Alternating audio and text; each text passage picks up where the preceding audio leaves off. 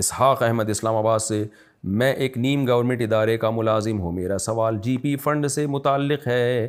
ہمارا ادارہ ہم سے جی پی فنڈ کی کٹوتی کرتا ہے، لیکن وہ یہ کٹوتی گورنمنٹ کے پاس جمع کرانے کے بجائے نیشنل بینک آف پاکستان کو بطور فکس ڈپازٹ جمع کروا دیتا ہے۔ بینک ایک فکس منافع جو کہ حکومت کے جی پی مقرر کردہ جی پی فنڈ کے منافع سے کم ہوتا ہے، ادارے کو دیتا ہے، جو ادارہ واپس ملازمین میں تقسیم کرتا ہے۔ تو کیا اس طرح کا جی پی فنڈ کا منافع حلال ہے حرام؟ دیکھیں، آپ کی کمپنی کا وہ رقم بینک میں رکھوانا بھی حرام، اور کمپنی کا اس سے بینک سے سود لینا بھی حرام۔ اس کے حرام ہونے میں کوئی شبہ نہیں ہے۔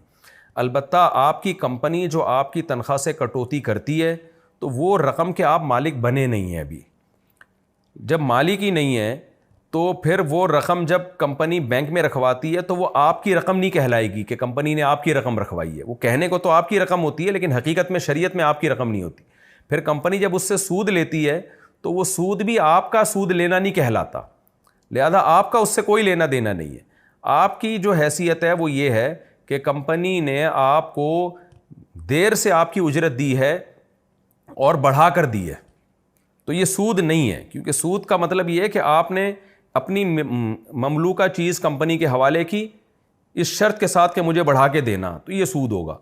تو جب کہ ایسا یہاں ہو نہیں رہا ہے، آپ کو ایک رقم ملی نہیں ہے، کمپنی نے کاٹ لی، تو آپ اس کے مالک ہی نہیں بنے، تو یہ یعنی اجرت میں تعجیل ہے، اجرت معجلہ ہے کہ بھئی اگر یعنی آپ کسی مزدور کے پاس کسی مزدور کو کہتے ہیں کہ بھئی ٹھیک ہے تم یہ کام کرو، میری گڑھا کھودو، تو اگر تمہیں شام کو اجرت لینی ہے تو 1000 روپے ہوگی، لیکن اگر ابھی سے ہی ایگریمنٹ کر لو کہ اجرت تمہیں 1 مہینے بعد لینی ہے تو پھر میں 2000 روپے دوں گا، تو یہ اجرت ہی بڑھا کے دی جا رہی ہے، یعنی اس اجرت میں اضافہ نہیں ہو رہا ہے۔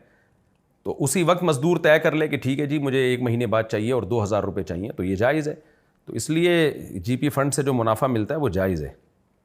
البتہ کمپنی کا عمل بہرحال حرام ہے کہ اس رقم کو بینک میں رکھوا کے بینک سے سود لینا۔